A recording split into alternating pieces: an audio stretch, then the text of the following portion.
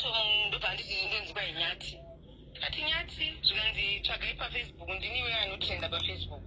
Tikati kuti mira timutore picture, ndobva ndatotora pic.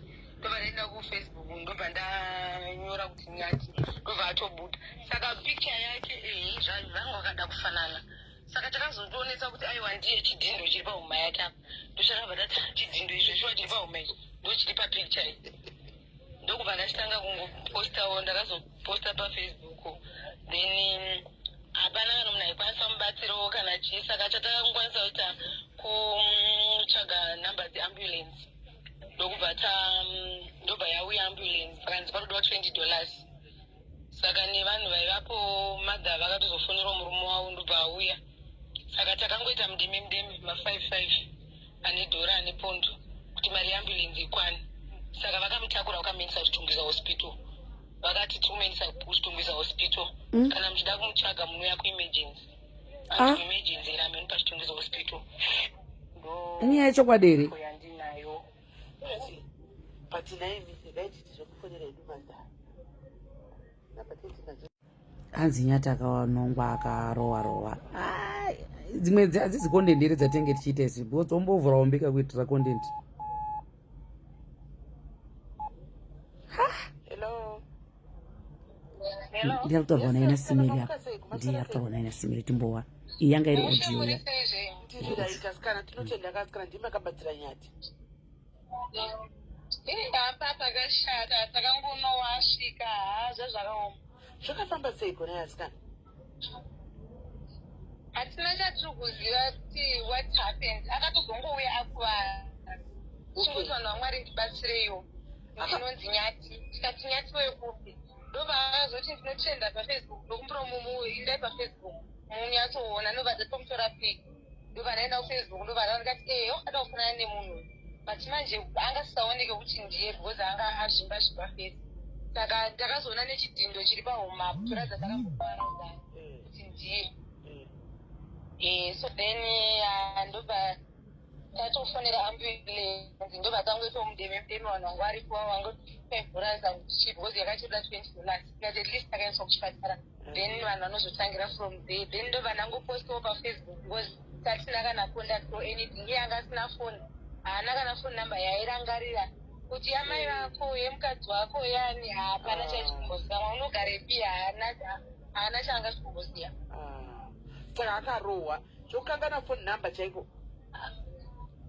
Wanga musoro ndiwanga akanyanya kurohwa. Singazozivi mamwe mapasi because anga akapfeka hembe. Alright. Ndekupi ikoko akauya kupi kwamanga muri? Isusu totaiva panonzi mashoni pabuganya kunyatsime uko.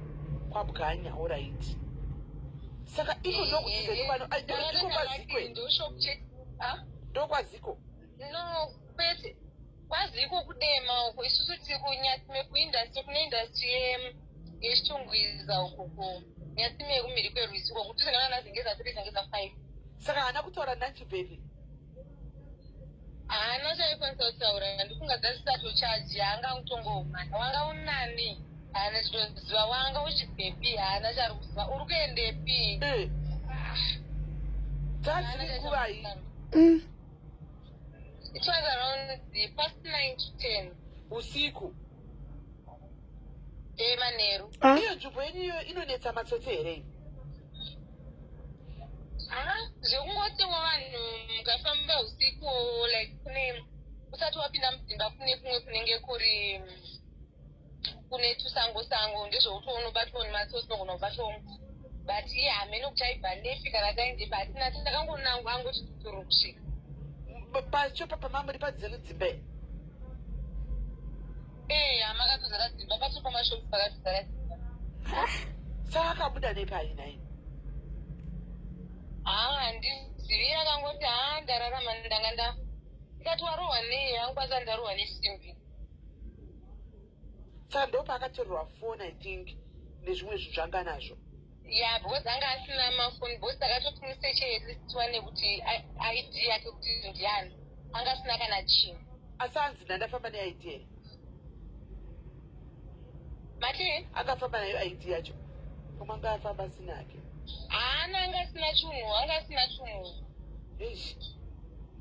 zvakaoma asi makabatira pakaipa zvokuti isusu tanga takutotya taingwa vakadzi vaviri nemurume hwanai vapo tikati vedo munhu anofa takamutarisa tikaitaenda kutya the way yaanga ari neuyu munhu achitadza kuti munhu achatombozive kuti ndiye anotaradza akazviita weti maybe ikoko kwakakuwari unovhunduka kana ukatamba especially usina kuchifungira vanhu vongobudikira pavabudikira kutanga kudai so unotovhunduka kana china unotoita asi mupeenda dzangu kuti arapiwa kuchitungisa kwacho kwakaenda arapiwa akadischargwa kuda kuti saka akurikavha ake ari kumba. Hello. Okay. Makabatsira mweya wamwari mufunge vasikana mwana kuitire zvakanaka. Thank you very much. Shame. It's okay. Ndizvozvo ende makagonesa ndizvozvo. Thank you very much. All right. All right, my sister. All right.